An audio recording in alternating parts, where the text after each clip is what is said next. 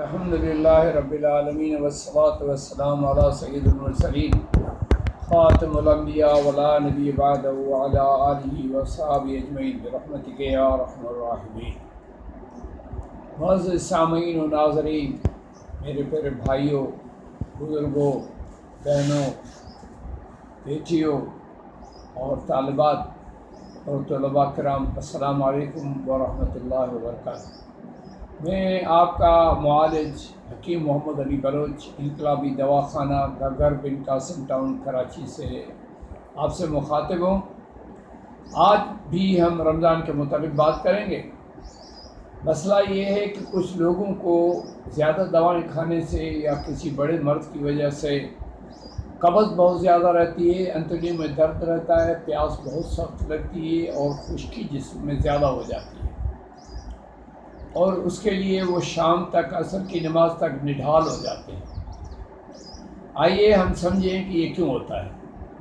ایک تو سیدھی سی بات ہے، جب ہم پانی کم پیتے ہیں اور سحری زیادہ کرتے ہیں تو جسم میں حرارت بڑھتی ہے اور عضلات بہت تیز ہو جاتے ہیں۔ عضلات کے تیز ہونے کی وجہ سے پانی کی کمی اور زیادہ ہو جاتی ہے، اور عضلات جب تیز ہوتے ہیں تو پیشاب زیادہ بنتا ہے اور وہ خارج ہوتا رہتا ہے، اس وجہ سے جسم میں پانی کی کمی ہو جاتی ہے۔ پانی کی مجموعی کمی کی وجہ سے انتڑیوں میں بھی، معدے میں بھی سکیڑ ہوتا ہے، اور گردوں میں بھی سکیڑ ہوتا ہے، اور جگر میں بھی جو ہے نا وہ سکیڑ کی حالت ہوتی ہے۔ اس خشکی کی وجہ سے قبض بھی ہو جاتی ہے، اور کبھی کبھی قبض ہونے سے وہ جو مواد قولون ناظر کے اندر پڑا ہوا ہے اس کے اندر سوزش ہو کر درد بھی شروع ہو جاتا ہے۔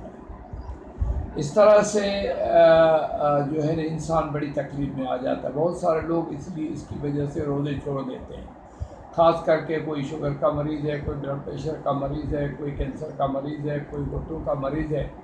لیکن یہ اللہ کا بڑا فضل ہے کہ اگر آپ عقل مندی سے روزہ رکھیں، احتیاط برتیں تو کوئی مسئلہ نہیں ہے۔ آئیے ہم مل کر یہ بات سمجھتے ہیں کہ ہم نے غذا کو کس حد تک ٹھیک رکھنا ہے۔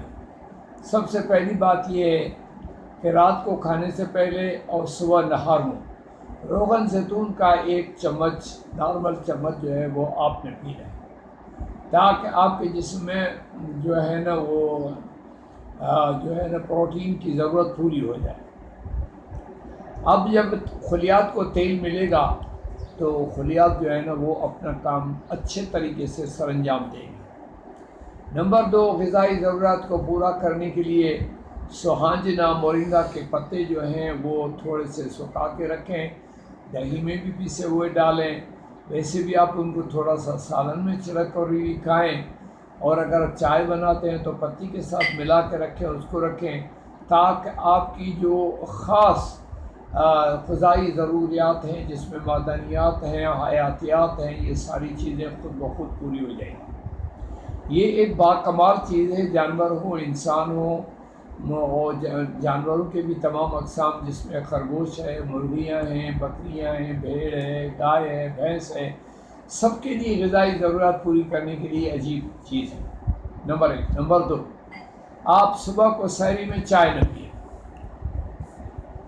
یہ طے شدہ بات ہے، قانون مفروضہ کا قانون کہتا ہے کہ چائے عضلاتی ہے، اس لیے آپ چائے کے قریب نہ جائیں۔ اگر آپ نے عضلاتی چیز ہی کھانی ہے تو آپ دہی کھائیں، اور اگر آپ کو شوگر نہیں ہے تو دہی کے اندر اسپغول کی بھوسی اور چینی ڈال کر وہ آپ پی لیں۔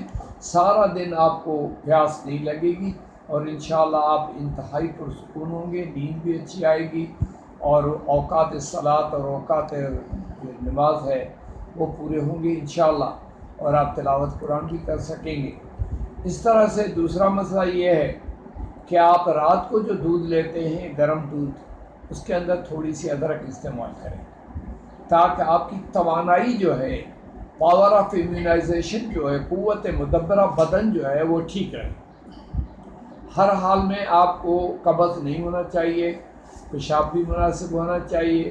آپ کسی بھی مرض میں مبتلا ہیں انشاءاللہ العزیز، اگر نہایت نقاہت نہیں ہے، کمزوری نہیں ہے، تو ہر حال میں روزہ رکھیں۔ روزہ تمام امراض کا علاج ہے۔ نمبر 2، آپ شام کو تبدیل کریں اپنے آپ کو، آپ کھجور کے ساتھ تربوز کھائیں، ٹھیک ہے، خربوزہ کھائیں، سیب کھائیں، یہ سب چیزیں کھائیں۔ کوشش کریں پکوڑے سموسے سے دور رہیں، اور یہ رول اور یہ چیزیں جو ہیں تلی ہوئی چیزیں، ان کا تیل جو ہے بہت پرانا ہوتا ہے اور رات کو کھلا رکھا ہوتا ہے، اس کے اندر کیا کیا گرتا رہتا ہے ہمیں احساس نہیں ہوتا۔ ہم مسلمان ہیں، ہمیں چونکہ اس چیز کا خیال رکھنا چاہیے تو ہم نہیں رکھتے، تو اس کا نقصان ہوتا رہتا ہے۔ اس لیے ہمارے اوپر فرض بنتا ہے کہ ہم یہ احتیاط کریں، اور رات کا کھانا جو ہے عشاء کی نماز کے بعد کھائیں۔ اس کے بعد بھی آپ جلدی نہ سوئیں، جلدی سو گے تو کھانے کا مسئلہ، آپ کو کھانا فوری طور پر گیس پیدا کرے گا۔ اور افطاری میں بھی احتیاط کریں، تھوڑا سا کھائیں اور نماز پہ چلے جائیں۔ اگر افطاری میں آپ کو فروٹ کھانے کا زیادہ شوق ہے تو نماز کے بعد آ کر دوبارہ کھا لیں، لیکن افطاری ایک دم زیادہ نہ کریں، اس سے بھی بوجھ بنتا ہے، انسان اپنے حالات میں تنگ آ جاتا ہے۔ لہذا رمضان شریف اللہ کل حال ہر حوالے سے برکت ہے۔ اگر آپ روزہ رکھتے ہیں برکت ہے، آپ پانی کم پینے کی وجہ سے آپ کے جسم میں جو فالتو پانی ہے وہ بھی نکل جاتا ہے، اور پیٹ میں جن لوگوں کو زیادہ پانی آتا ہے، ہیپاٹائٹس ہوتی ہے، ان کو بھی یہ فائدہ مند ہے۔ صبح کو صرف وہ دہی پئیں، اور بھوسی اسپغول اور چینی ڈال کے، اگر شوگر نہیں ہے تو اس کو پئیں، اور پانی جتنی ضرورت ہے پئیں، اور روزہ رکھیں۔ آپ حیران ہوں گے وہ پیٹ کا پانی بھی جو ہے نا کم ہونا شروع ہو جائے گا۔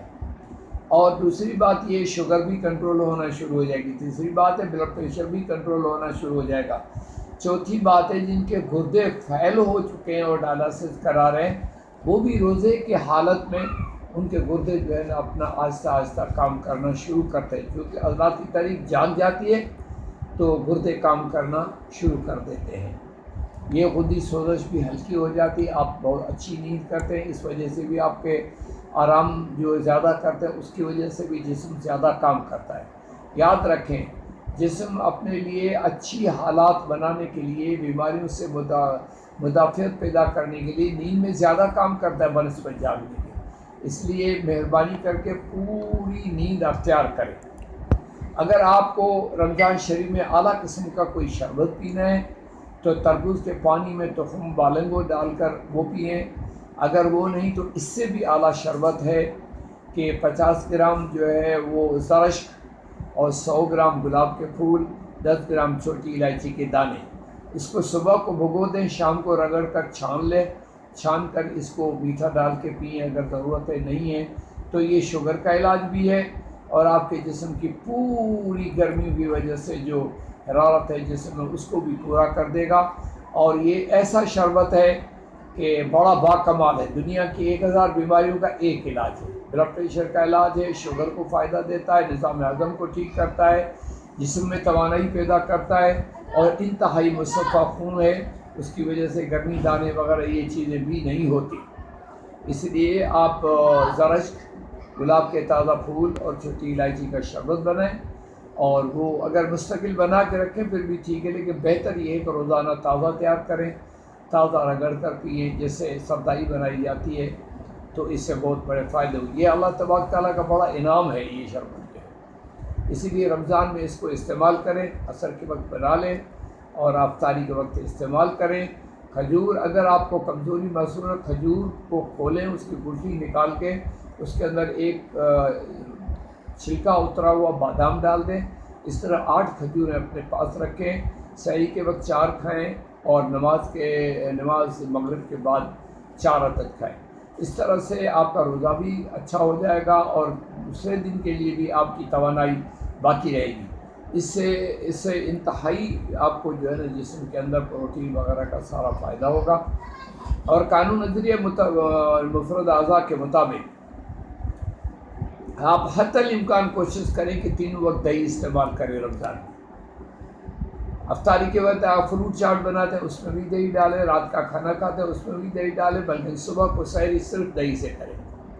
اگر آپ کو زیادہ بھوک لگتی ہے تو 2 کھجوریں کھا کے بادام والی پھر دہی کھا لیں، اللہ نے چاہا تو آپ کا روزہ بھی کامل رہے گا، اور آپ کی پیٹ کی تکلیف اور قبض وغیرہ بھی دور ہو جائے گی۔ اللہ تبارک تعالیٰ نے چاہا تو ہم پورا رمضان ایک ساتھ ہوں گے، اور جو ہے نا یہ میرا کارڈ ہے، اس کارڈ پہ میرا نمبر ہے، اگر کسی کو کوئی بات رمضان کے روزے کے متعلق اور کسی مرض کے متعلق پوچھنی ہے تو انشاءاللہ میں حاضر ہوں۔ وما علینا الا البلاغ۔